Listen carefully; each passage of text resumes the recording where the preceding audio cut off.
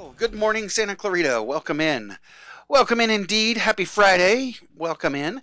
You are listening to KHTS, your hometown station, 98.1 FM and 1220 AM. I am Matt Watson, and this is SCVI, and iLead School's Eye on the Valley, and it is Friday.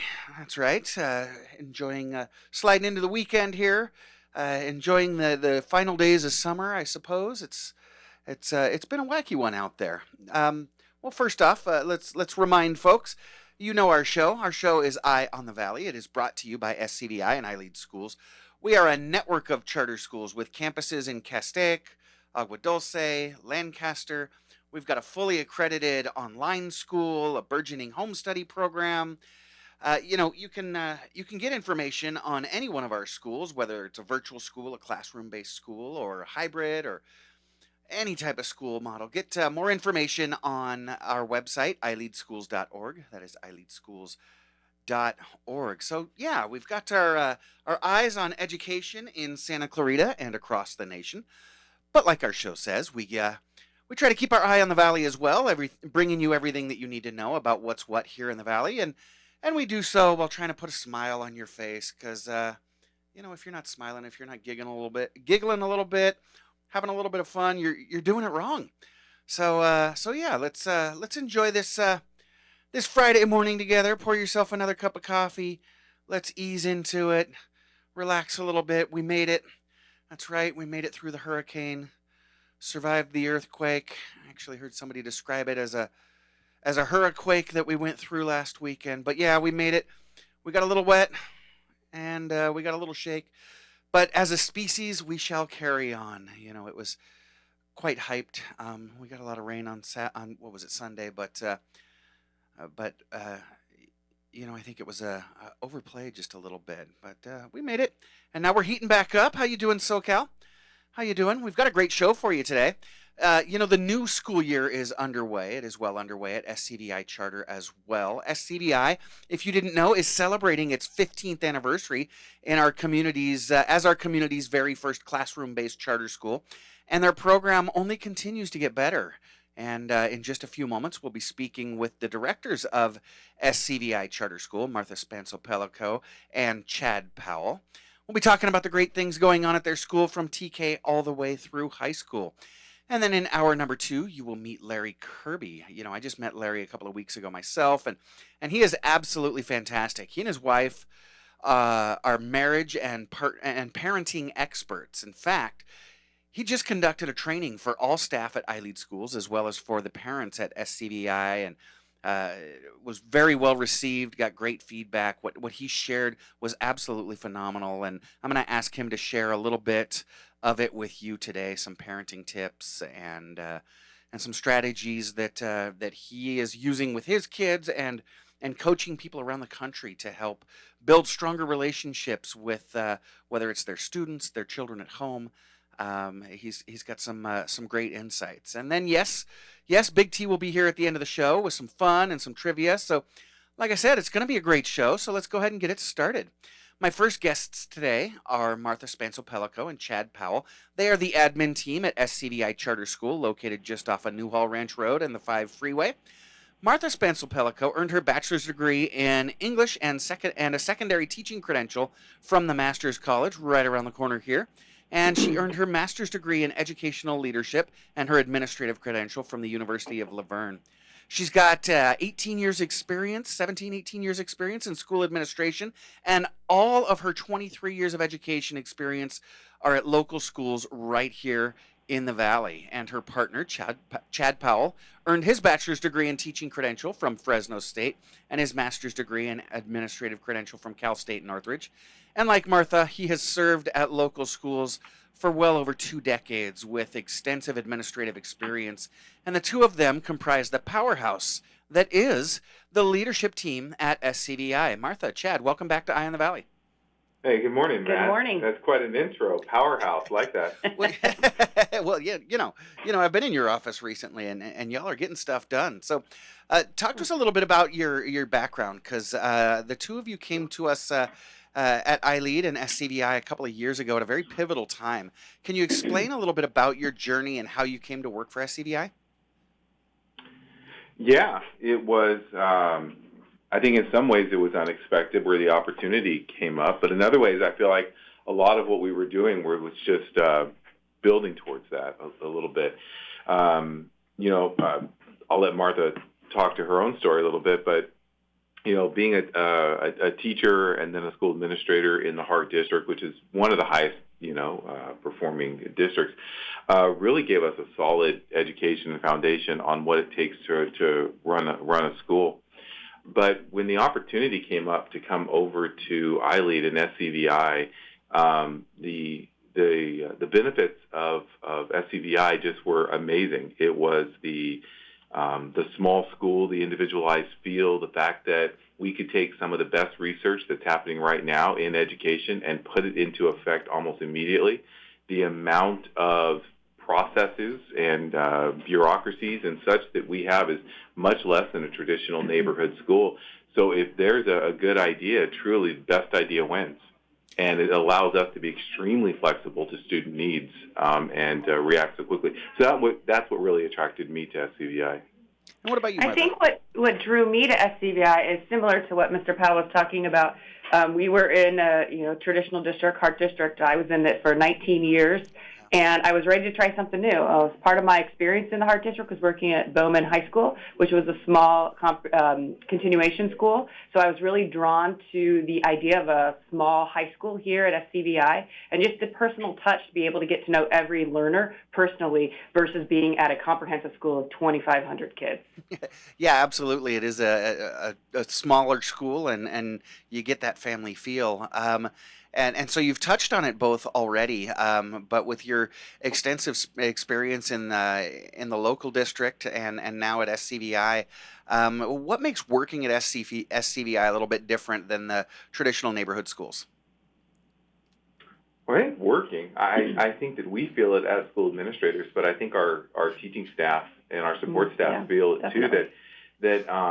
that it feels a little bit like a startup. I know we're celebrating our 15th year, Yeah. but yeah, I think it has a little bit of that energy, that excitement, that we can really do something new, and that the things that we're doing are making making an impact in new ways with our learners, with our students. And I think when you're working here, you're feeling very much part of the team. One of the challenges that I think all schools have everywhere around the world is the traditional nature of teaching is that one teacher, usually 30 to 40 kids in a classroom. It's a very isolating profession in a lot of ways. You're siloed. Right. But that's not the feel you have here with our open spaces that we have our teachers in, the amount of collaboration we have. There's very, very much a team startup feel here rather than that individual, I'm on my own feel that's in so many schools. You're absolutely right. I was in the classroom myself at SCVI several years back, and it's as a teacher, as a professional educator, it really is a satisfying feeling. We've got a little bit fewer restrictions on us at a charter school, and that small school feel. You have the opportunity to do what you know is right by kids, and You that is know, a very satisfying feeling. yeah, man, I'm glad you mentioned that you get to do what you know is right, right? Yeah. I think that as charters have evolved in the state, I think that what you're getting is very much the best of both worlds. Because when charters first started, in some ways the teaching staff was not very different than private schools, and private schools can decide what their teachers are qualified as. But Right. now in the charter world, parents can they can feel assured that their teachers are credentialed, highly qualified teachers, and their administrators too, that our facilities have to match the same standards of public school facilities.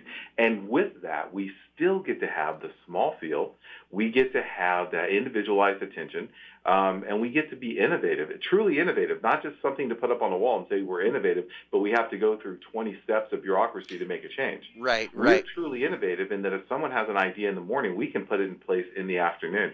And so if I'm a parent thinking out there that this really gives me that security that the state backs what we're doing with that innovation that you might get in a private school.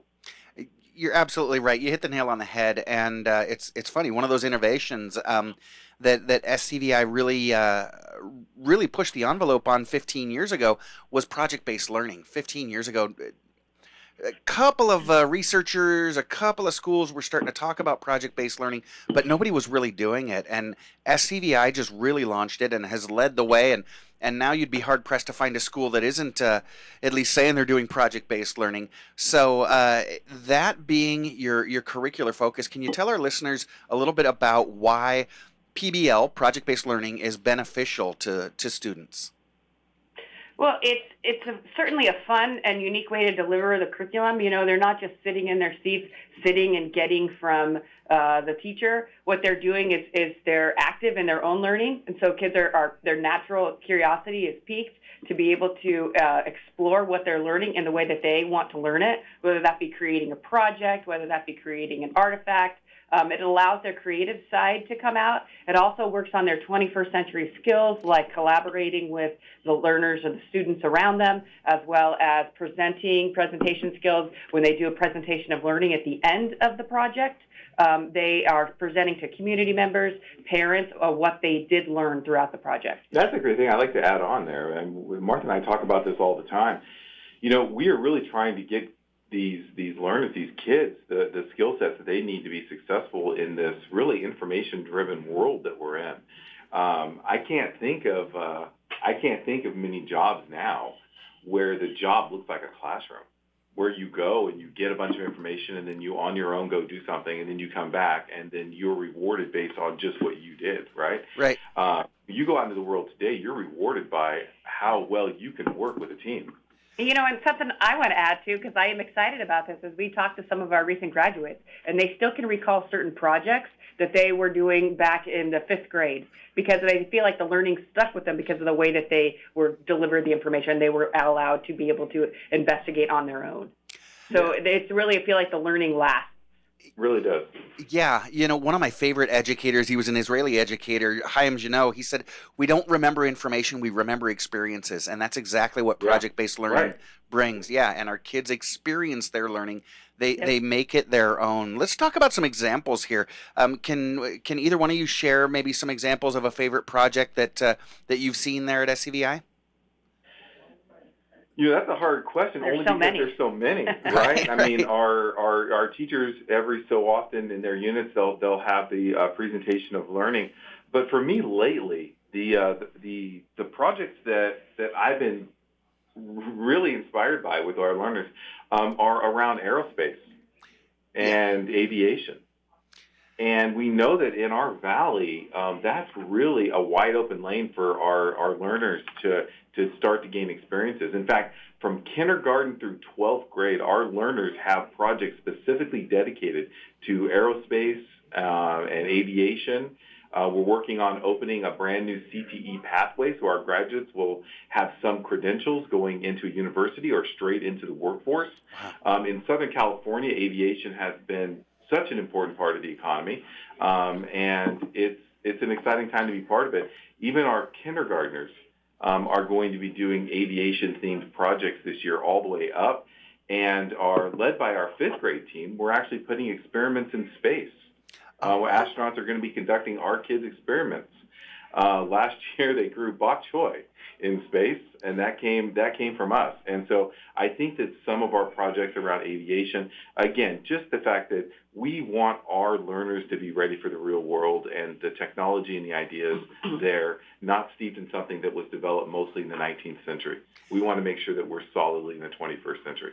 And that really is the beauty of project-based learning. You know, it's funny, before I came to SCVI and iLead, my kind of mantra as an educator is that no one would get in my way of preparing my students for when they go off into the real world. And when I got to SCVI, I started to say tongue-in-cheek that our learners at SCVI have the audacity to think that they're living in the real world now and that they can participate in it, they can affect change in it. And I watched kids as young as, well, I taught 4th and 5th grade there, and I watched my 4th graders getting involved in changing the world because nobody told them that they couldn't, and they were doing it. And project-based learning kind of really does prepare them for that. So let's talk a little bit about kind of what another one of the pillars and strengths of your program at SCVI is, and that's social emotional learning. your learners for as young as TK, transitional kindergarten, through 12th grade. Again, you've got this comprehensive school, such a beautiful campus to have 4-year-olds through 12th grade on the same campus. But from TK through 12th grade, your learners participate either in morning meeting or advisory every day. Can you share with our listeners a little bit about what that's about and why it's important? Well, yeah, I think that from the start has been something that was identified, I think, 15 years ago, and I think that it's even more important now. We talk about living in the real world. Unfortunately, one of the things in the real world is that we seem to be rewarding indignation, getting angry.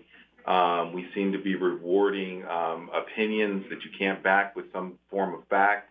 We seem to be rewarding all of these things that are not healthy for you. They don't help you have a balanced thinking and a mindset and emotional regulation and such. And so one of the things from TK through 12th grade, we are teaching our learners a resilience.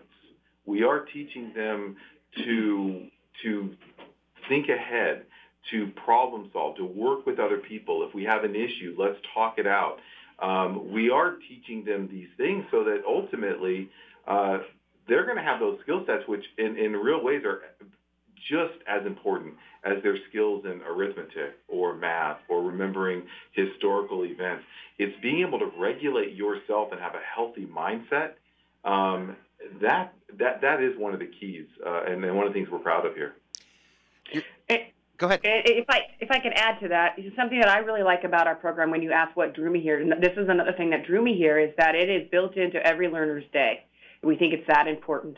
And that's very different than what the Heart District and some of the other schools are doing. It's an elective. It's optional. We think it's that important that, like Mr. Powell said, it's just as important as any academics that they're learning. And especially now, as we have learners that are just returning from the pandemic, we're still feeling the effects of that. And so we're really trying to address those with those learners and get them back on campus and get them feeling comfortable so that the learning happens, because they can't learn if they're not feeling comfortable and safe on the school campus. Yeah, right. Whether we're dealing with, whatever, you want to look at Maslow's hierarchy, you want to look at depth of learning, if you want to look at, any of these things, right? The kids have to feel comfortable and secure on where they are before any higher level of learning can take place. And our SEL program isn't just in the classroom. It goes through our philosophy with counseling. It goes through our philosophy with administration and discipline. And all of these things are meant to be learning experiences. And we just this year, we tried to even up our game from where it was before. We brought in a research-based, real-world tested curriculum on SEL. And so we're very pleased so far with the results that we're getting. And again, like you said, it's part of that comprehensive, individualized learning program that you have. It's not, fluffy, emotional stuff. It's teaching the whole child, right? It's, you take your car to the mechanic and you maybe get your tires rotated. You would expect them to check your brakes and check the fluid levels, things like that. You don't want them saying, no, that's not my job. My job is just tires. You're educating the entire being, because, a child's going to be less successful in math if he's not emotionally regulated and able to manage themselves and work with others. Yeah, right, absolutely. In fact, one of our guiding principles, one of our student learning outcomes that we have is that we want kids to be lifelong learners. And if you don't have all of those well-rounded skills, it's going to be harder for you to be able to do that. And we want them to be able to take these skills they're learning here and to be able to build on them throughout their entire lifetime. Martha Spansel-Pellico and Chad Powell are the admin team at SCVI. They're joining me this morning. When we get back, Chad and Martha, I want to talk to you about kind of your specialty there at SCVI, individualized learning, how your staff is able to customize the educational experience for every individual learner on your campus. Stick around. I'm Matt Watson. You're listening to SCVI and iLead School's Eye on the Valley on your hometown station, KHTS. Welcome back. Welcome back. You are listening to KHTS, your hometown station, 98.1 FM and 1220 AM. This is Matt Watson, your host, and you are listening to SCVI and iLead School's Eye on the Valley. The directors of SCVI Charter School, Martha Spansel-Pellico and Chad Powell, joined me this morning. SCVI is your free public charter school in Santa Clarita. That's right, it is taxpayer funded, just like any other public school. And so we are a school of choice. Anyone, basically, if you can hear my voice, your child can attend SCVI. Yeah, Chad and Martha, we were talking before about the project based learning program and social emotional learning program out at SCVI. And you were mentioning you use this comprehensive approach to education, leveraging this rigorous PBL and authentic academic curriculum alongside the structured social emotional learning program, knitting the two together with families to provide a personalized approach to learning. And that's really your ILP process, this personalized approach. Can you tell our listeners a little bit about what the individualized learning plan process is, and what's it all about, how it rolls out? Sure. We have some designated time set aside for these meetings, and what they are is the individualized learning plan meetings is with the learner, the student, the parent, as well as the teacher. They get together and they come in for a meeting, and they together as a group they look at what the child is doing in class. They look at MAP test scores, and they come up with goals together as a group. They come up with an academic goal for growth. They come up with a social emotional goal for growth, as well as they come up with just a kind of a social goal. So I'm sorry, I already said that. And what it really is the collaboration with the family and with the parents. It's not the typical parent-teacher meeting where the teacher says, these are the goals for your child. It really is a collaboration among everybody at the table. I think that's key right there, because I think that from the earliest age, we want our learners, our students, to own their education, to be active in it, to not have as many goals set by other people, and to have them set goals. We're trying to build an intrinsic type of learning here. And the key piece here is the parents are highly involved in this. At SCVI, this program was built, and it still needs the active input of parents. We don't try to block parents from what we're doing. We encourage them in. They're the important partner we have. We don't exclude them from the building. We bring them into the building. Yep. We want them to be active in their child's learning, right alongside us. And a nice extra little benefit of SCVI in terms of parents and their engagement and participation in the school is that although they're separated, our high school is not in any way connecting, with our elementary school, but we are in one building, one set of buildings. It does stretch a whole city block, but we are in one set of buildings. And so what that means is that if you have, like many of our parents, you have children that are in elementary, middle, and high school, you can drop them all off at exactly the same time. You have one stop, drop them all off here, we receive them, get them into the right place, and then you have one pickup spot for all of those kids. And so we're thinking of families in that way. And again, if I had to say what is the single most impactful thing that we do for families, as impactful as social emotional learning is, and as impactful as project-based learning is, the fact that we focus on individualized education, that it is almost impossible with our class sizes and our teacher training. It's almost impossible for kids to fall through the cracks here. We know all of these kids. We want these kids to develop a growth mindset. We want them to understand that they are not fixed where they are right now, and we're here to help them. And there was something, Matt, that I wanted to mention in the previous part about SEL. As much as we do talk about feelings, and as much as we do talk about some of these abstract things, people might be surprised that part of our SEL is also very practical. If they're familiar with the 7 habits of highly successful people with Covey, Yep. That's one of the foundations of what we do. We want to start with the end in mind. We want to do these things. And so our SEL is very practical as well. Yeah, definitely. In fact, a lot of times I'll see learners at SCVI develop for their social emotional goal, developing themselves as better leaders, working more efficiently in during group time, things like that. So it's really building that leadership, building that success, and You mentioned Stephen Covey's book, Seven Habits of Highly Effective People. He just basically studied the most effective people in society and explored what they have in common and found these seven, later eight habits. But why wouldn't we teach our kids that kind of stuff to make them highly successful Right. in life? Now, Yeah. we've talked about all these different things that you're doing, and it's amazing at such a small school. You've got these incredible world class programs at your school. Can you share a little bit about some of the unique things going on at SCVI? What from again all the way down to from TK through high school? What are some of the unique educational programs you offer at SCVI? One of the ones that we're excited about all of these programs, but one of the ones that we're putting a lot of energy into right now is the development of our dual language immersion program. We all know how important being able to speak in other languages, and the language that we're focusing on in this is Spanish. And in Southern California, being bilingual is such a strength. It's such a skill to have, and we think that one of the things that sets us apart from some of the other elementary schools, and there's a number that have programs like these, but what sets our program apart is that we've decided to make this sort of our moonshot, to say, what could we do as a school that would make us absolutely positioned to be the best in the Valley at this? And so we went straight to the source. We went to Spain. We developed a relationship with the Ministry of Education in Spain. They have highly qualified, experienced teachers that want to spend a little bit of time in the United States. And so what we did is we partnered with them. We brought over teachers from Spain who have to demonstrate competency in English in their program to come over and teach our learners Spanish.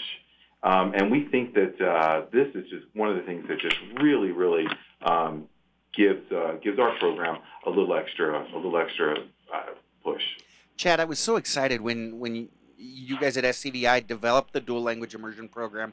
I was super excited to hear that it would be educators from Spain and other Spanish-speaking countries that were going to be rolling out the instruction. What I wasn't prepared for is when I met some of these facilitators, these educators that you brought in, they're some of the best teachers. They're some of the best educators I've ever met in my life. No, Yeah. set aside the language proficiency, they're some of the highest quality educators I've ever met. Agreed. Yes, agreed. It is difficult to get into this program in Spain, and they really are impressive people.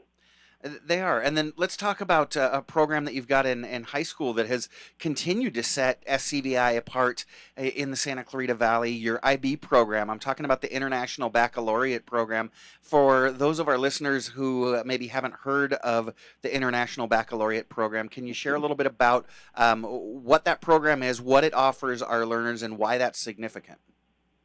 It's a great program. Again, I think it's one of the only programs here in the Valley, International Baccalaureate. It kind of is in our name, International. And so what that means is it's a course of study. It's an advanced course of study where learners can get extra grade points, just similar to what they would in an honors or AP course at one of the traditional schools. And what is different about this is it's really focused on the learning and not just the tested outcome. And what it is when learners graduate with the IB diploma, it's a diploma program, and they can take that diploma anywhere in the world, and it is observed and accepted by other countries. Mm-hmm. Yeah. So it's a very marketable thing for our learners to have when they leave SCVI. Yeah, right. We're trying to integrate. I mean, being a small high school, our high school is less than 200 kids, and yet we have this full IB program. We have the full A through G course program that can get kids ready for UCs and colleges. And in addition to that, we have four and are developing a fifth CTE pathway.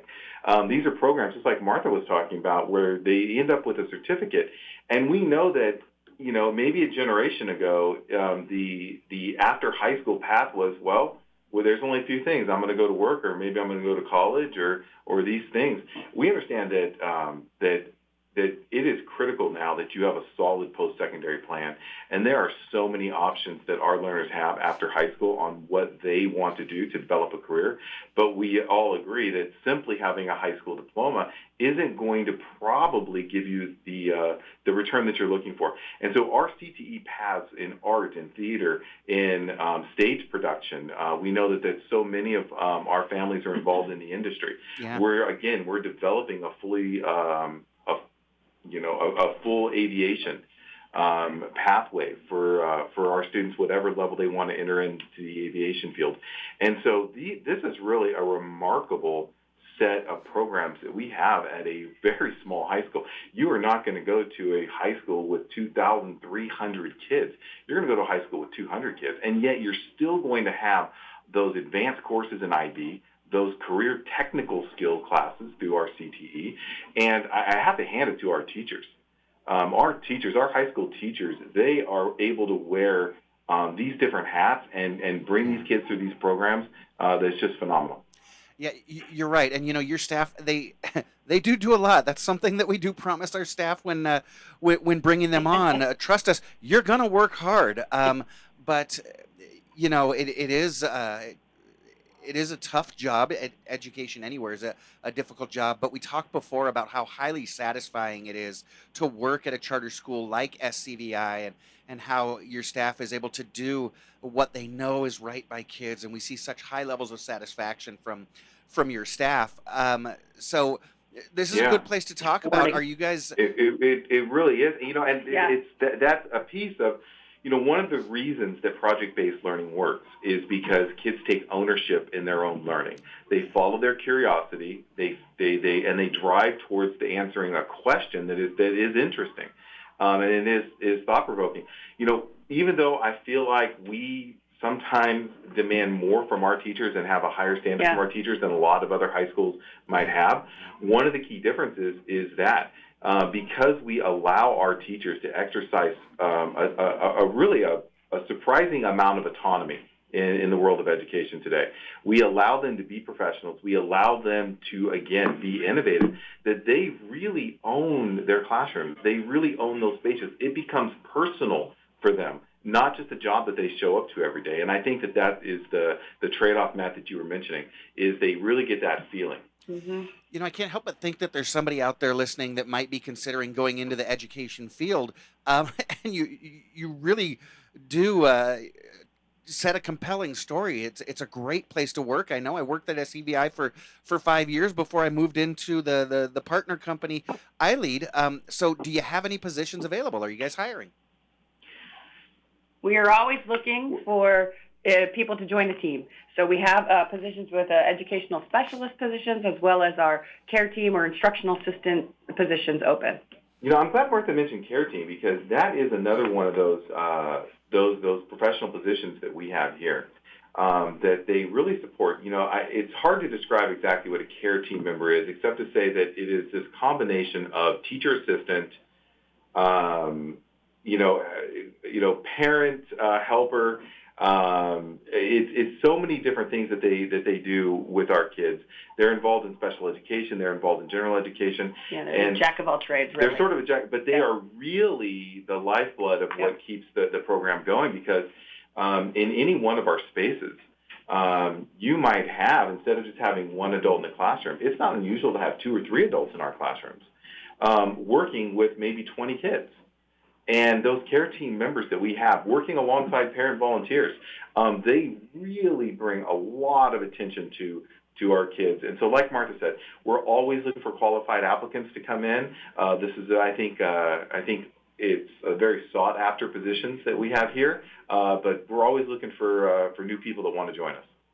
I'm looking at your website here, and the first thing that jumps out at me, very top of your website, iLeadSantaClarita.org, is that now hiring button. So if you're interested in being a care team member or any one of the other positions that we may have open at SCVI, just check us out at iLeadSantaClarita.org. But Chad and Martha, we've talked so much about the amazing educational programs you have. What about families that might be listening that want to enroll? I know you started school just last week. Are you still enrolling, or have you guys shut down enrollment till next semester? Nope, we are still enrolling. We have some grades that have wait lists, but we do have openings in other grades. Okay. Yeah, you're right. It just depends on the particular program what we have. We are filling up fast. All right. We have a few seats, but I would just encourage anyone that if you like what we're saying, and we'll be the first to say that, maybe this isn't for everybody. Okay. But if you think the things that we talked about are for you and your kids, then we really could be the place for you. But I would say not to hesitate. Like any school, the earlier you can get in, the sooner the kids can make connections with their teachers and with other kids, the better. But we are filling up fast. It's really important that if anyone really wants to come in here, that they come and they talk to us. Let us Take tour a the tour. place. Yeah. Let us show you, see the place in action. But we would encourage you, don't wait too long. We don't want to have to put you on a wait list. We, again, like Martha said, we have several grades that are already full, but there's a number of spots that are open. So we encourage people not to hesitate to come see us. So you mentioned that you offer tours. That is awesome because this is a big decision for families, and so you want to at least come take a test drive. So how can families take a tour? When do you offer tours? So if you go on our website, iLeadSantaClarita.org, at the very top there is a button that says Schedule a Tour, and our first tour starts September 5th, and they go on Tuesdays and Thursdays. Okay. So you can sign up right there. There's a little button that says Reserve Now and reserve a place on our next tour. Okay, fantastic. So they can sign up for a tour on September 5th. I see there's a kind of an orangish button that says enrollment application. I like to tell my friends, go ahead and cheat. There's no down payment involved. Go ahead and fill out the enrollment application. Get yourself in the chamber and ready to go. Even if you haven't made a decision yet, then you can take a tour, and then once you get the spot offered to you, then you make the decision. But it's like I said, a little cheat code that you can move yourself as far ahead in the line as possible. So again, go to iLeadSantaClarita.org if you're interested in taking a tour, or gosh, maybe we convinced you this morning and you're ready to sign up. You can hit the enrollment button.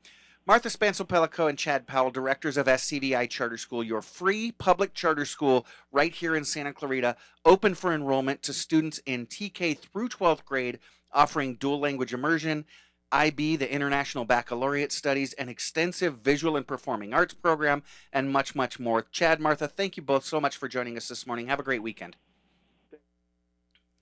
I am Matt Watson. You're listening to SCVI and iLead School's Eye on the Valley. We'll be right back on your hometown station, KHTS. Welcome back. You are listening to KHTS, your hometown station, 98.1 FM and 1220 AM. I am Matt Watson, your host, and you're listening to SCVI and iLead School's Eye on the Valley. We spoke earlier with Chad and Martha, the directors at SCVI Charter School. They just started their school year last week, and it's not too late to enroll now. I was excited to hear that.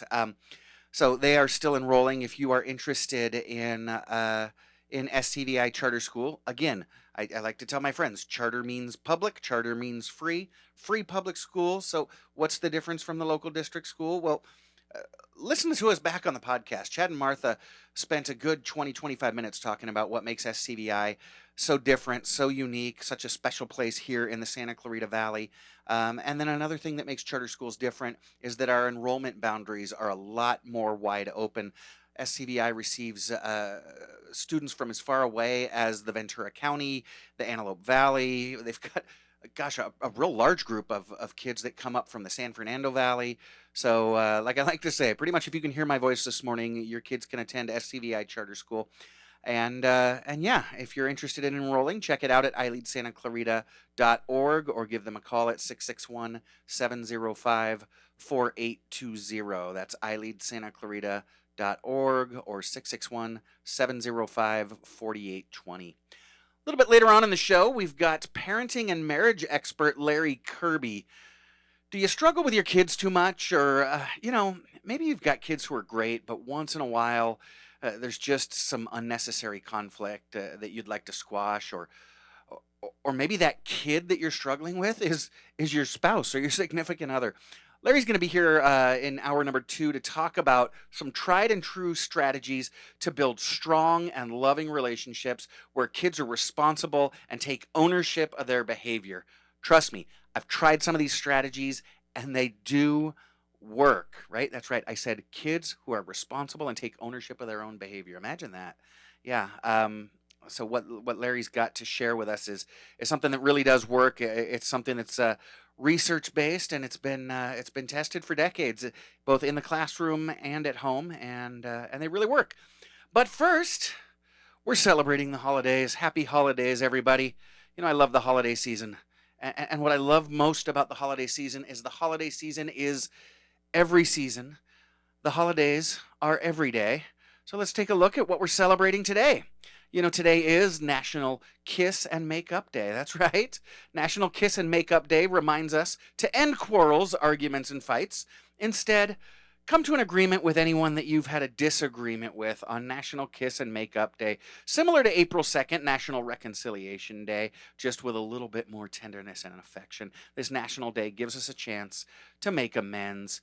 Each one of us has had a fight with a loved one at some point in our lives, whether it's been between you and a friend, a family member, a neighbor, a coworker.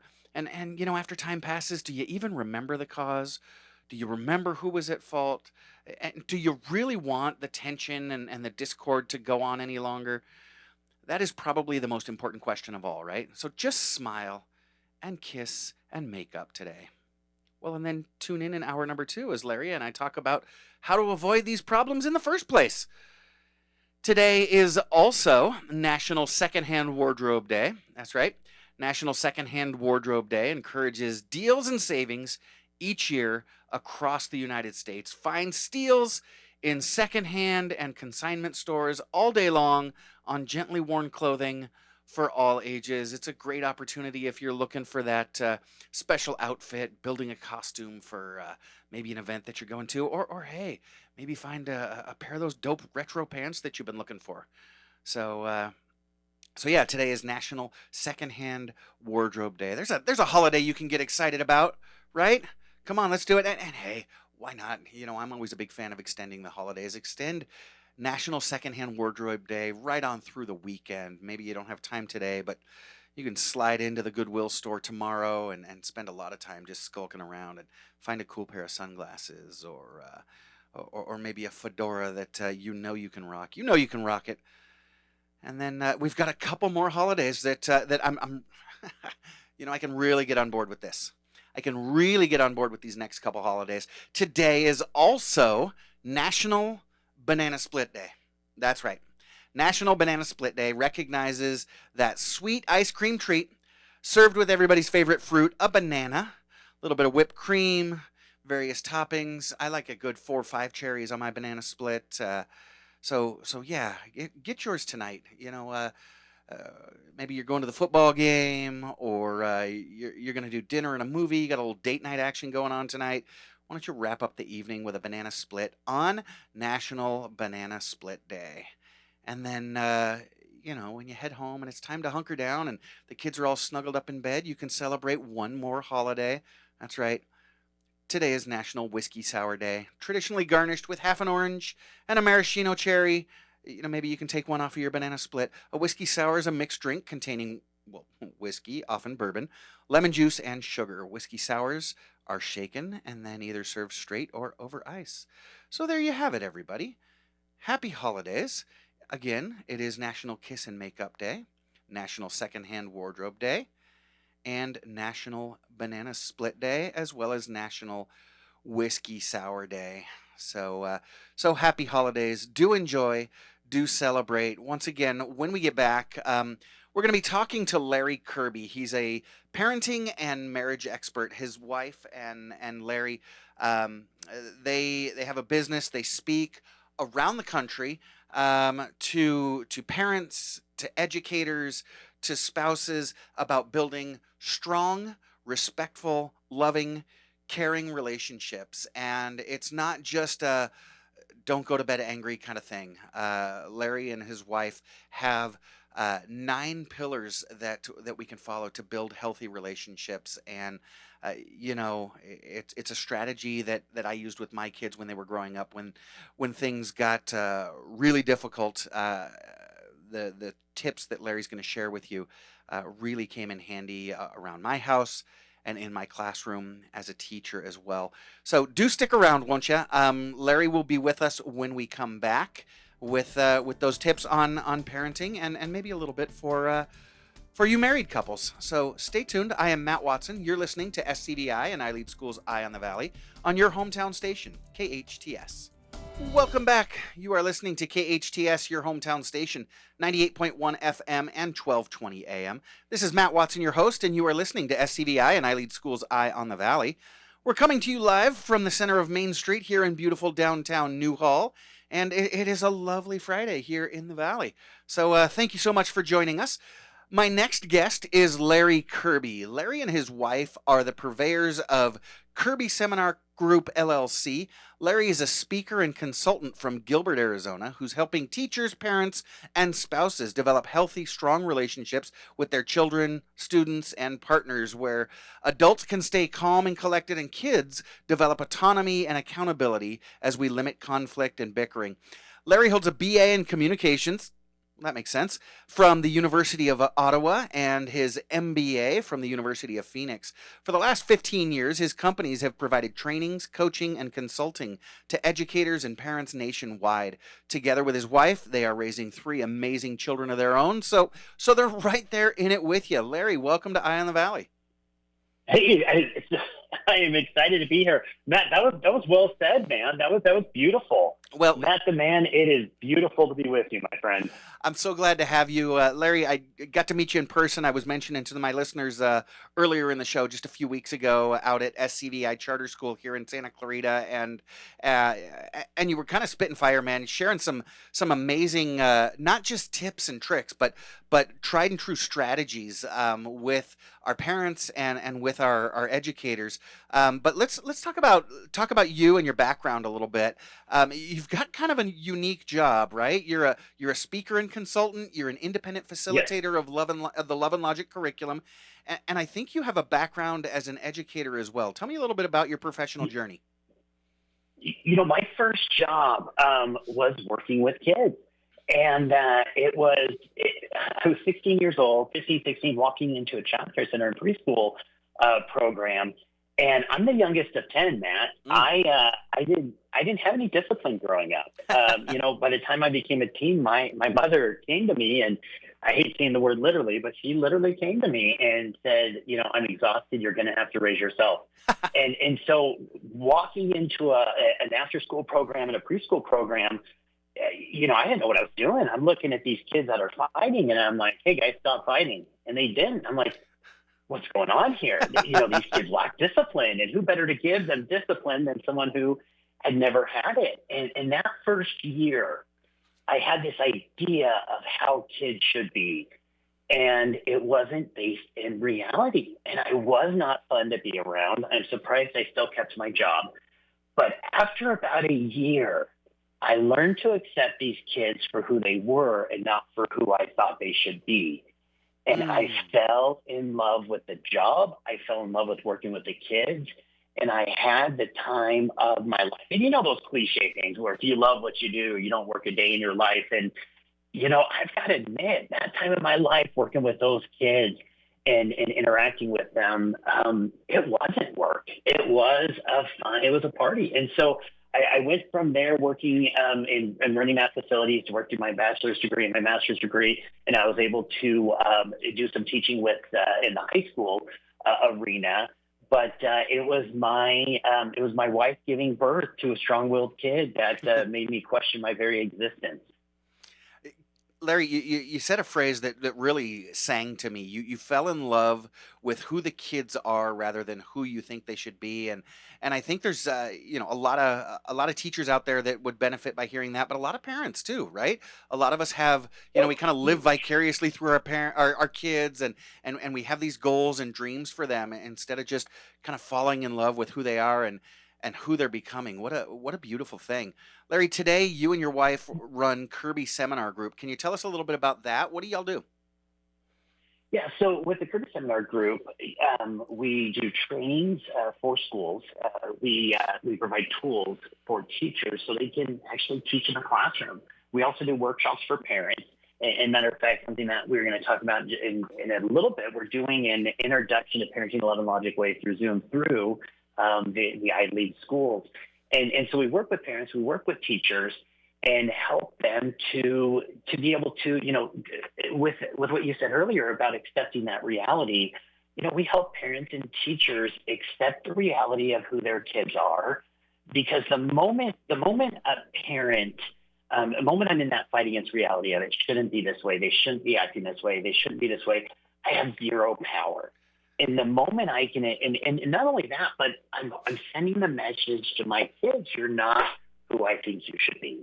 And I can never get close to my kids as long as I'm holding on to that thought, you're not who I think you should be. Yeah. And so we help parents and teachers to accept the reality of who these kids are, and then ask the question, now what? Now what? I need new tools. Now what? I need to do things differently. But again, the kind of joke I make is, have you ever been on the highway and you got a flat tire? You've gone out and you just yelled at the tire and cussed at it and just filled back up again. I've never had it fill back up again, but I've definitely been on the side of the road yelling at my tire. And again, in that moment, I can blame the manufacturer. I can blame my own kids not filling up the air in the tire. I can blame whoever I want. But the reality is, I'm on the side of the road with a flat tire. And so until I accept that reality, and then I have the power of, now what? Now what? I need to get a new tire. And so if I have a child that's behaving, now behavior is communication. And so if I have a child that's behaving different, it's easy to come in as an authority figure, as a parent, and say, man, you shouldn't be acting this way. This is not how you should be. Well, again, I'm fighting against reality. That's exactly how they should be. And once I accept that reality of this is who my kid is, now what? Now what? I need to bond and connect with this kid more than I've ever been. Now what? I need tools on how to not get hooked into an argument. I need tools on how to set effective boundaries with this kid and how to hold this child accountable. It's not the easy kids that we give birth to or have in the classroom that cause us to learn new skills. Matter of fact, it's those easy kids that cause us to have a false sense of reality of what it means to be a parent. My second son was whatever you say, Dad. If I had him first, I'd look at other parents like, well, what's your problem? My kid does everything I ask him to do. Well, I'm so grateful I had the other ones first. And so I could realize, when that kid is throwing a fit at Walmart, I'm not judging. I'm looking at him like, I get it. Yeah. I get it. And by the way, if a parent finds themselves at Walmart with their kids throwing a fit, my favorite phrase is just to look around as everyone's watching you, because they're watching you. It's Walmart. Sure. And just look around and say, this is the last time I babysit for these kids. This is just, I am done babysitting for these kids. I love it. Absolutely. Yeah. And not only are they looking at you at Walmart, they probably got their phone out. They're taking pictures. They're posting that stuff on social media. I love that line. Last time I babysit for these kids. Larry, you do have some amazing strategies for parents to employ. So how do you work with parents? You mentioned that you give seminars and things like that. But can families get support from you one-on-one? Do they attend an event? Or is this, I just have to wait for my school, my church, my group, whatever, to hire you? You know what? No, there's a lot of different ways. There's a lot of different avenues where parents are in need of. And, we do a lot of parent coaching. Our parent coaching is different, though. And the reason what makes our parent coaching different is, there's some life coaches that you work with, and they'll help you work on the emotion side of it. And then there's some parenting coaches that say, okay, here's the problem. Here's what to do. Our approach is both. Our approach is, how do I get into a state of peace in the current situation, and what tools can I use to better the situation? And so if I have a kid that, likes to argue with me, how can I get at peace in that moment? Because where I come from in that moment has a huge impact on the outcome.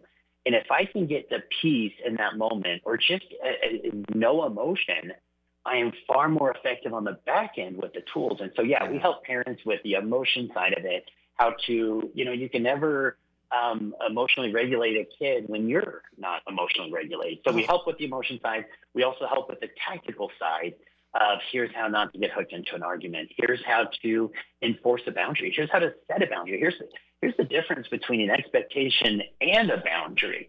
A lot of times we hold expectations and feel like the kids are not honoring our boundary. Well, they're not honoring our boundaries because it's not a boundary. Yes. It's that expectation. And so we do a lot of parent coaching through Zoom. We also do workshops. Our main workshop is that Parenting the Love and Logic Way, and we are honored to be able to do a Zoom version of that live online starting in November, which we are excited about. And the reason that's such an honor is, with the Love and Logic Institute, we're normally not licensed to be able to offer classes online, but they've extended for a brief period of time through COVID for us to be able to teach online. And so it's been really neat for people to be able to experience it in their pajamas at home, not having to get childcare, and get the same tools that we offer in our in-person workshops. That is fantastic. And you talk about tools. They really are. You mentioned strategies to not get hooked into arguments. We'll talk about those a little bit later on.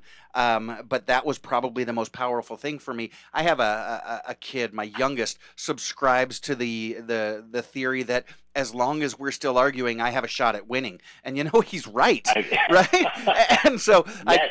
once I learned the strategy that we'll talk about in a little bit, of not getting sucked into his argument, it changed our relationship. It changed the culture of our home. It really was beautiful. So you talk about your webinars. I'm looking at your website, Larry. It's simple enough, larrykirby.com. And now, the one thing that's not simple is your Kirby with an E, Kerby.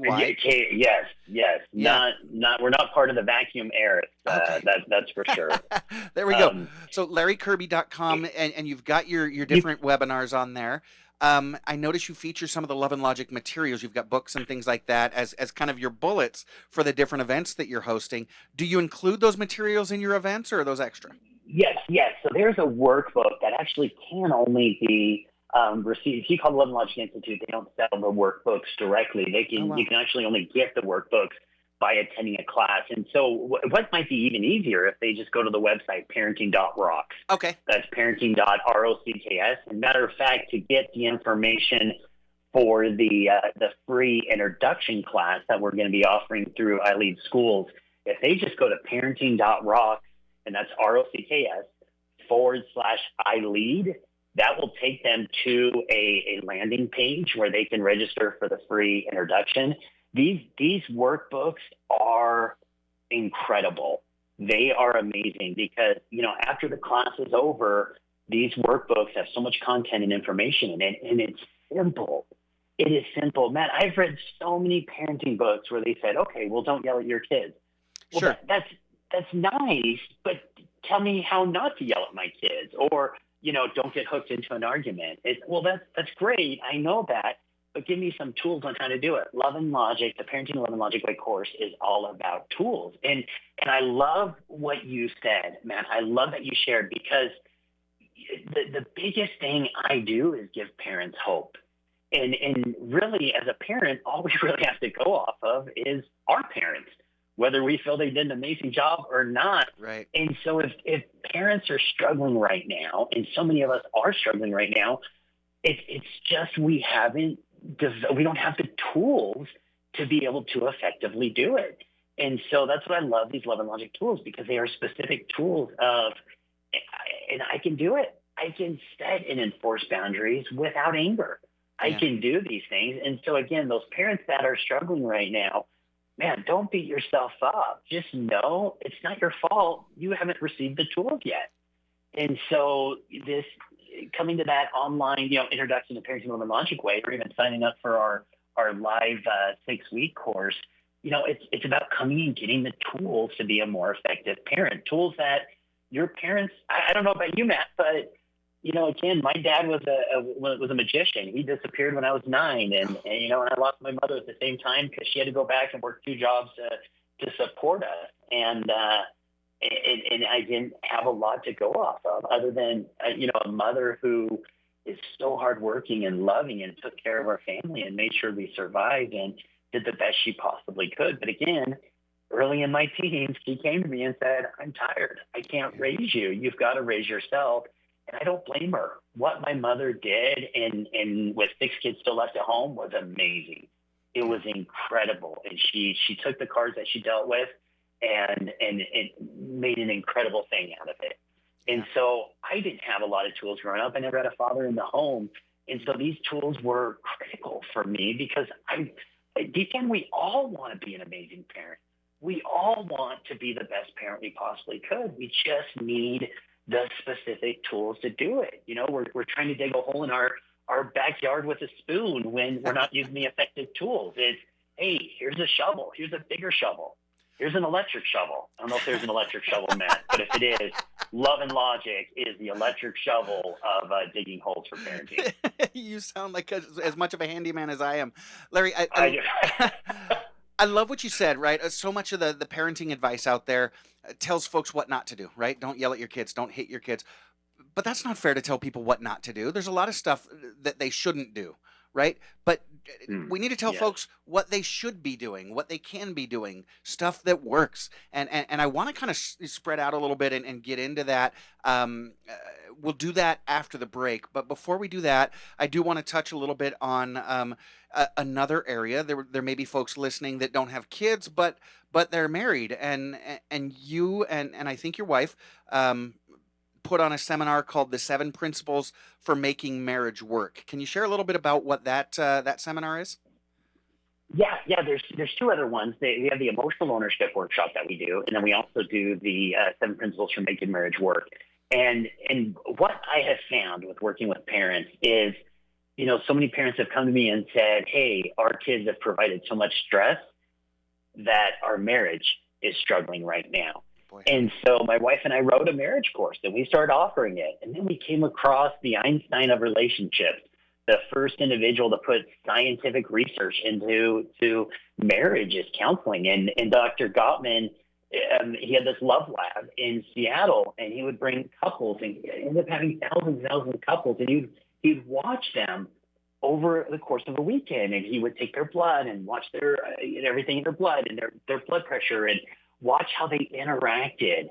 And he got to the point to where he created the predictors of divorce. And he didn't create it, he observed them. Right. And he got to the point to where he could watch a couple, and within 15 to 20 minutes, with about a 90% accuracy, could determine if they'd get a divorce in the future. Wow. And so that's what we do in that class. We line all the couples up, and no, we don't. What we do is we teach the principles that he discovered by watching thousands of couples. And the beautiful thing is when I went through the course the first time, there were things I was doing in my marriage, and I knew I was doing it, but I didn't know there was a name attached to it. And so for me, I was able to label, okay, you know what, that is that. And I was able to label it, and I was able to focus on the antidotes that he provides in the class that we teach as curriculum, and be able to start working on it and be able to just have that open communication. And so he goes through his 7 principles of not only does he go through the predictors of divorce, and it's not that if you are experiencing these predictors, you're headed for a divorce. What he's saying is, if you're experiencing these predictors, we strongly, strongly recommend you start working on those. Yeah. And then he also gives some additional things. Hey, here's how to deepen your friendship, because in marriage, it comes down to our friendship. And it's deepening our friendship with our spouse. And a lot of times we don't look at it that level, but it's, there's so many tools he provides of, turning towards each other versus away from each other, understanding each other's love maps, all the things to build up, to up the odds, to fill that account to where, when your emotional love tank is so filled by your spouse and something big happens, it's not catastrophic. What's catastrophic is when that love tank has been running empty for a while, right, and then all of a sudden something happens. That's devastating. And so not only do we talk about the predictors of divorce, we also jump into, hey, here's how to maintain it, and just simple things that just make so much sense. But for some reason, I have to hit myself and think, why didn't I think about that? Of course that makes sense. Of course I need to be doing that. Of course I need to understand the ratio of 5 to 1. Of course that makes sense. So we provide those tools for couples to thrive in their marriage and to really get into a spot where they're excited to see each other at the end of the day, where they can't wait to talk to each other at the end of the day, versus, so many couples I've talked to just have that gut feeling when they get home at the end of the day because they're just not excited to see their spouse. Yeah. And that's tough. It's just not a fun way to live. No, it's not a fun way to live. It's not. Larry, you're standing on the shoulder of giants and sharing research-based tried and true methods of parenting successfully and making your marriage work. Larry Kirby joins me this morning. When we get back, Larry will share some of those parenting concepts that are making parents breathe that sigh of relief, kids step up and own their own behavior, and making him such a big success. I'm Matt Watson, and you're listening to SCVI and iLead School's Eye on the Valley on your hometown station, KHTS. Welcome back. You are listening to KHTS, your hometown station, 98.1 FM and 1220 AM. This is SCVI and iLead School's Eye on the Valley. I am your host, Matt Watson, and I'm joined this morning by parenting expert Larry Kirby. Larry, I mentioned before the break that you're an independent facilitator of the Love and Logic curriculum, and I want you to explain for our listeners. I know what Love and Logic is, and I am probably the biggest fan. Unlike yourself, both of my kids were fantastic when they were little. They were great, and they really were easy, which made me a bad parent, right? Because it didn't make me. Well, I didn't have to develop those skills early on. I just kind of put it in cruise control, and then my divorce happened right about the same time they became teenagers, and holy mackerel, did it hit the fan, Larry? And that's when I started instituting Love and Logic, and I tell people, and it's not hyperbole, Love and Logic. I get misty every time I say this. Love and Logic truly saved lives in my home. Wow. It really did. It transformed. So, can you tell our listeners a little bit about what Love and Logic is and how it works? That is powerful, man. And can I just say kudos to you? Kudos to you for being in a situation to where you realize, hey, I need new tools, finding those tools, implementing those tools, and to this day having an incredible relationship with your kids because of what you did. And kudos to you for that. Love and Logic is a philosophy. It's an idea of how do we love kids through their bad choices? How do we love kids through their learning opportunities? How do we love kids through when they're trying to hook us into an argument? Yeah. And the logic side of it is how do I hold them accountable? And so it's not about just accepting kids as they are, who we're all, although we do accept kids who we are, we don't make them wrong for their behavior. But we also address behavior. We also set those boundaries, but it's the way we do it. Because the moment a parent gets emotionally dysregulated, the moment a parent yells at a kid, the moment they get angry, and we'll be talking about this too on our introduction on parenting.rocks/iLead. The moment a parent gets angry, that child is no longer thinking about that bad choice they made, but what a jerk the parent is. Right. And so one of my favorite parables that I always share, that I shared with your teachers, and by the way, the teachers at iLead were incredible. It was so fun to be with them and to see them so hungry and willing to learn new skills. And I say learn new skills, but most of them there already had a good foundation of Love and Logic. And that was awesome to see. But going back to the parable of the police officer, you are on your way to a party, you get pulled over by a police officer, he yells at you, tells you what a horrible person you are. You go onto that party, and what do you say about that cop? Well, he was a jerk. Right. And who are you going to tell? Everyone at the party. And, they tell you about that cop, they tell you about that cop, they tell you about that cop. And at what point are you going to acknowledge the fact that you were speeding? Yeah. Probably never. We call this cop A. Contrast that with cop B that pulls you over and goes, oh, man, that's a bummer. You were going 10 over. I got to write you a ticket. Let me try and get you on your way as soon as I can.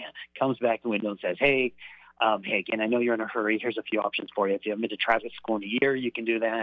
If you just want to pay the fine, you can do that. If you just want to contest it, whatever works best for you, I hope you have a better day. If he hands you the ticket, you probably say thank you. Right. Okay?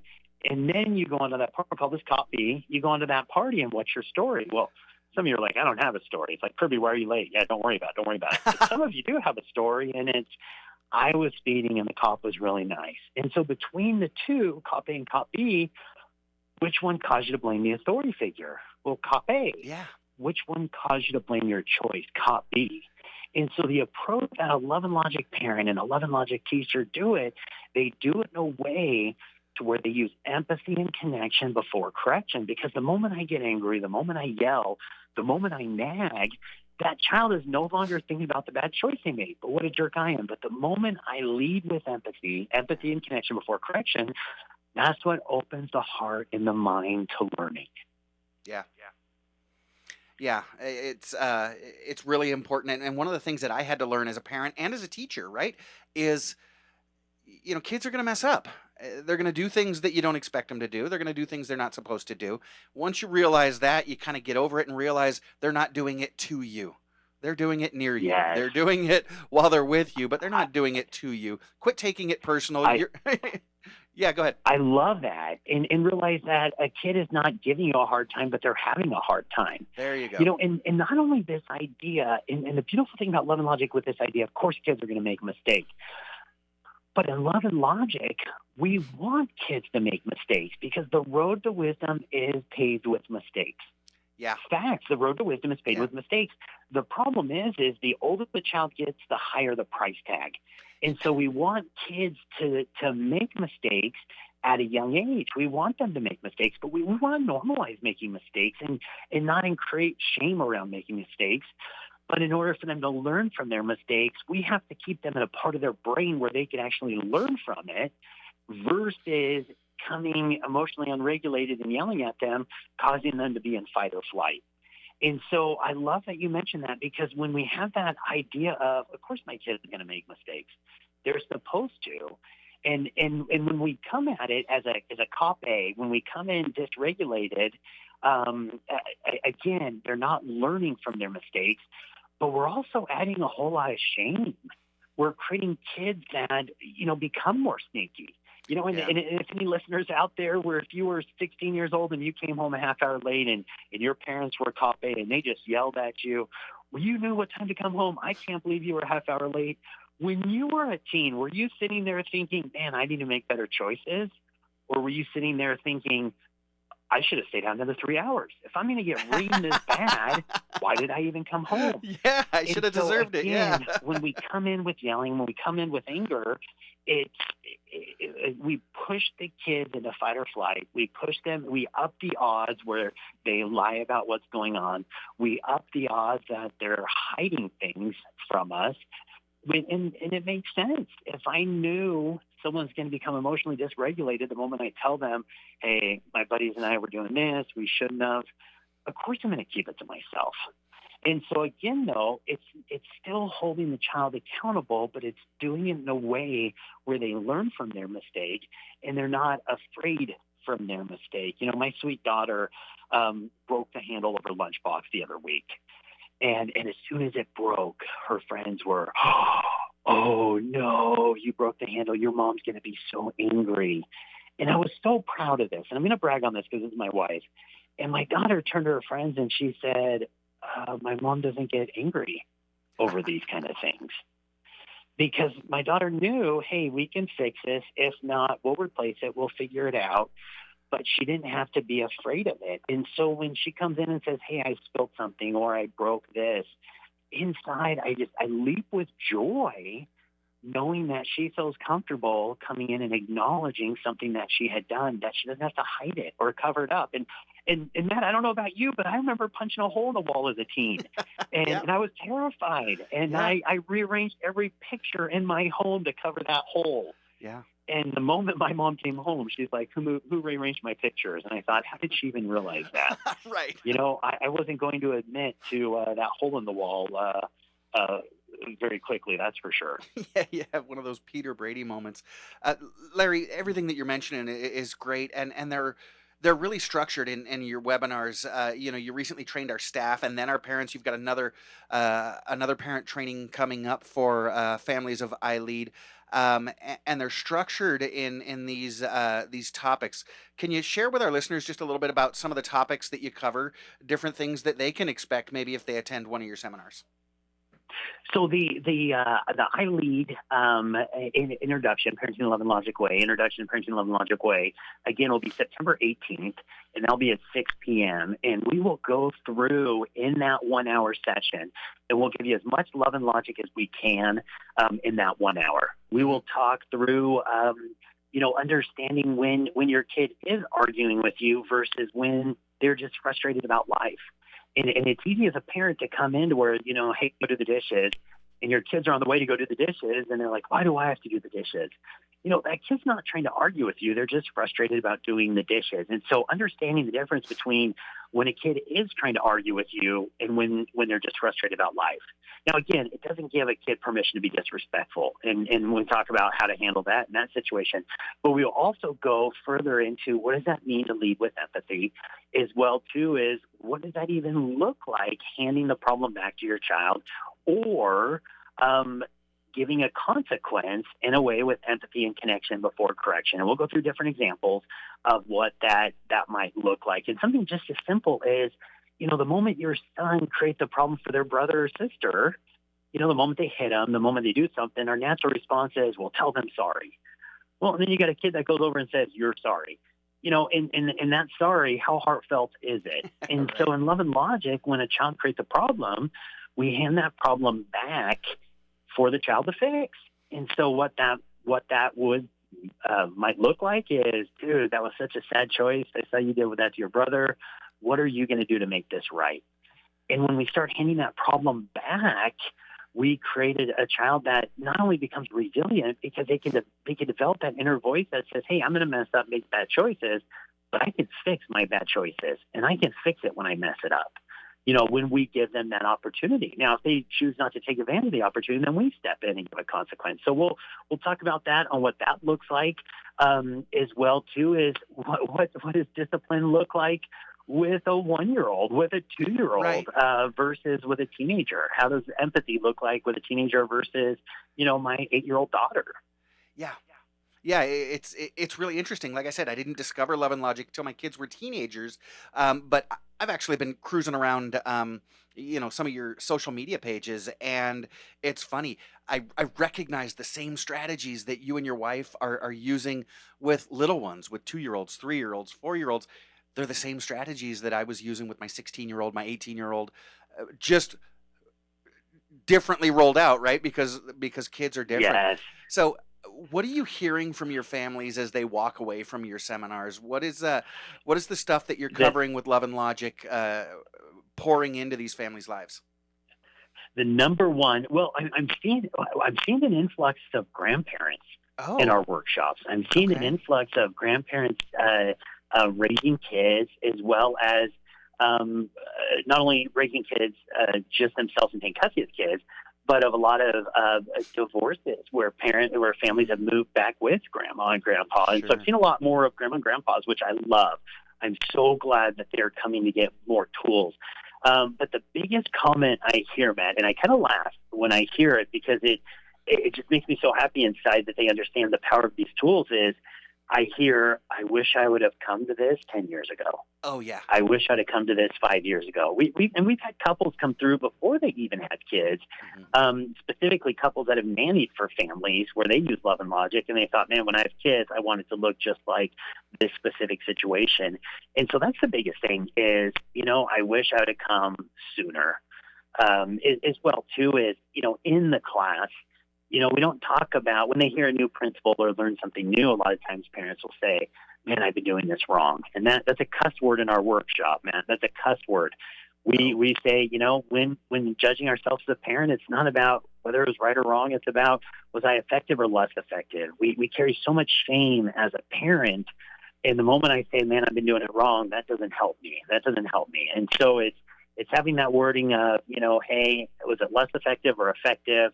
Great. If it was less effective, I'll try again tomorrow. And having grace for ourselves in that process. But yeah, I hear that comment every workshop we do. I wish I'd have taken this 5 years ago. I wish I'd have taken this 10 years ago. yeah, absolutely. And if you're a parent out there, and you're looking for a few more tools to really help tighten things up, like I said, maybe you've got great kids, but there's that one thing, our kids always know how to push our buttons. Um, Larry's right. I'm the same way. I wish I would have gotten on board with Love and Logic 10 years before, 15 years before I did. So where can families find information about the seminars that you're given? Where can families get a hold of you and attend one of your events? So the parenting.rocks webpage, you can send a message through there. But again, that introduction to Parenting Love and Logic Way, it's going to be a 1-hour Zoom through iLead Schools, sponsored by iLead Schools, which we're so grateful for. And that's going to be from 6 to 7, and that's going to be through Zoom. So if you go to parenting.rocks/iLead, it will take you to the landing page. That's parenting.rocks/iLead, iLead. That'll take you to that landing page. You can register, and then you'll get the Zoom information. And then we will rock and roll on September 18th. Or if you just want to sign directly up for the full workshop, if you go to parenting.rocks, at the very top, there is a link. You can click on that for our live 6-week Parenting the Love and Logic Way. And once you register, you'd mentioned that workbook. You get a workbook in the mail. You be part of our community on Facebook. And again, it's really just about coming and getting new tools to raise those kids to, at the end of the day, to just be happier as a parent, feeling more fulfilled because you're doing it. You're making it happen. Yeah, definitely. And it does work. And again, it's parenting.rocks. No com, no org, just parenting.rocks. And parenting.rocks. The .rocks is the .com. So it's parenting.rocks/iLead. I love it. And then you guys use the same handle on your social media, right? You guys are a great social media follow. I've been checking out some of the different posts that you have on your social media. It's same thing, parenting.rocks at Instagram and... Yeah, it's parenting.rocks on Instagram, and it's parenting.rocks on Facebook. I appreciate it. My sweet wife does a great job at adding to it. She's also, as we mentioned, an independent facilitator. She does the same thing I do, and she is running our social media, and she is pretty regularly throwing in posts that experiences she's had at some of the schools we contract with, or some of the experiences that parents have shared with her. Yeah, definitely. I was watching yesterday, and she was talking about how to deal with kids who are reluctant nappers. You got that little one that doesn't want to go down for a nap, or how to set boundaries. And these are we live in that TikTok world now. These are, short little briefs, and they're the small tools. Yes. Obviously, it's not the full webinar that she's given, but these are great tools that parents can take, stick in their tool belt, and use tonight. Larry Kirby, everybody, LarryKirby.com or parenting.rocks is probably a better place to go. Go to parenting.rocks. So, Larry, we've been talking a lot about parenting, and I've got one of those parents that, mom just won't let me have nice things of my own, and so she makes me share my radio show with my stupid big brother. And so he comes in with some trivia at the end of the show every week. Do you have some time? Can you stick around and play trivia with us? Yes, absolutely. All right. Now, as far as my trivia knowledge, man, it'll be interesting it'll be interesting to find out. Okay, well, fantastic. That's good news for me because I love winning. Y'all stick around. Big T's 5 Minutes of Fame is coming up. This is SCVI and iLead Schools Eye on the Valley. I'm Matt Watson, and this is your hometown station, KHTS.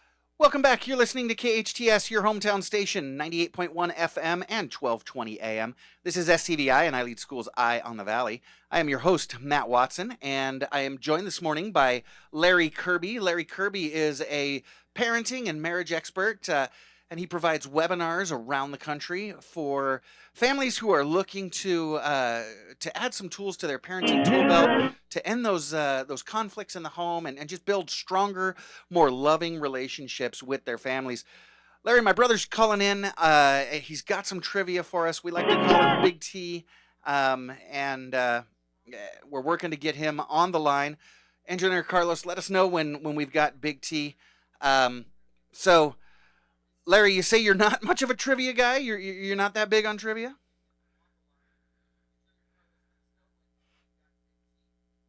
You there, Larry? Well, all right. While we're waiting for us to get Big T and Larry back up, if you missed any part of the show, you can always check us out on the KHTS podcast. You go to hometownstation.com, and all of our shows are podcasts there on hometownstation.com. We spoke earlier this morning with the directors of SCVI Charter School Martha Spansel-Pellico and Chad Powell, and they talked about all the great things going on at SCBI this year. Just got started last week, and one of the things I was surprised to find out, it's not too late to enroll. They're just getting into the school year, and so if you've got kids that need to make a change and you want to take them over to SCBI, they are still enrolling. You can check them out at iLeadSantaClarita.org and or give them a call and get some more information. You can take a tour and yeah, get your kids enrolled. We're still working to get Big T on the phone. He says he's on hold, but we're trying to patch him in. So yeah, we spoke to Chad and Martha about SCBI. SCBI offers transitional kindergarten through 12th grade, and they've got dual language immersion. We didn't ask what grades, but I think they offer dual language immersion TK through 4th grade, English and Spanish. Kids are not only learning to speak Spanish, but they're learning to read and write in Spanish and in English at the same time. And then in the high school, Chad and Martha at SCBI are offering IB, the International Baccalaureate. They've got career and technical education pathways for their high schoolers, so that kids are coming out career ready. And then we spoke just a few minutes ago with Larry Kirby. Larry Kirby, as I mentioned, is a parenting and marriage expert. He provides webinars and seminars for families to improve their parenting style. You know, I mentioned my story with my son. My kids hit those teenage years, and things got hard really quickly, and that's when I dove deep into Love and Logic, and it really was a strategy that really improved things at our home. And so I would encourage you to head over. Hey, Big T is here. Yeah, so yeah, head over to Parenting Rocks or parenting.rocks. That's Larry's website for more information. But it sounds like we've got Big T on the phone. Larry, are you there too? Yes, I am. All right. Hey, Big T, we're going to skip the big intro because we've only got a couple of minutes. Larry, here's what we're going to do. Tony's got some trivia questions. If you know the answer, shout out your name, and we'll see if we can get a couple in here. Big T, go for it. Perfect. Hey, I got to start out. College football starts tomorrow, so Papa's pick of the week. Take the Trojans and lay the points. Thank you. All right. All right. What type of house do the Smurfs live in? Frogger. Frogger. I think they live in a nice Tudor. No? No. Larry, you got anything? I mean, mushrooms, the first thing that comes to my mind. Mushroom is correct. Larry's on the board. Oh, you better hope time doesn't run out, Frogger. Hustle up. Superman was referenced in every episode of this sitcom. Seinfeld. Frogger. Yes, Seinfeld is correct. There we go. What's the only bird that can provide leather? Leather? Frogger. Leather. Frogger. Pigeons. They'll pull that out of the trash. Incorrect. Larry, you got anything? Larry, anything? Yeah, nothing's coming to mind. Perfect. Ostrich. Okay, moving on. We got the tiebreaker, Right. Big T. All right. Moose, a Jack Russell Terrier, played Eddie in what sitcom? Oh, Frogger. Frogger. That would be Frasier. Frasier's correct. There we go. Sorry I couldn't give you more time, Larry. I pulled away and skunked you 2-1. Big T, unfortunately. You did. You win. I bow to the divinity within you. Thank you very much, Larry, for joining us. Big T, we do have to wrap it up. Thanks for coming on for your 5 seconds of fame today. We'll try to get you 5 minutes next week. We also want to thank our guests, Chad Powell and Martha Spansel-Pellico, directors at SCBI, parenting expert Larry Kirby, producer Sarah, engineer Carlos. Big T, thank you for listening. Remember, life is hard, but we're all here to help each other along. Be well and do good, and join us next week and every Friday, 8 to 10 a.m. I'm Matt Watson, and this is SCBI and iLead Schools Eye on the Valley on your hometown station, KHTS.